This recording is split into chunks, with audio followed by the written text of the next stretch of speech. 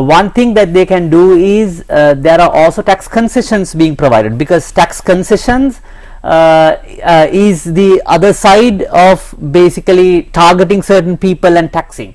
Because when you give a tax concession for one particular category, of course again someone has to pay for it. Like when the government salaries are increased, someone like the poor people have to bear that burden. Same way, then you give a tax concession, the same burden has to be borne by again the poor people or someone else. So there are multiple tax concessions given, and even in the IMF diagnostic governance diagnostic report it has been mentioned that there is the strategic act where the minister has the sole authority to give tax exemptions, mentioning that it is a strategic project. At the same time, the finance minister has the powers to impose certain super gain taxes overnight. As you may have, I mean, I'm sure everyone has heard, like overnight there's a super gain tax or super levy, super commodity levy SCL on dal, on sugar, and it's imposed overnight, and also it can be taken off overnight.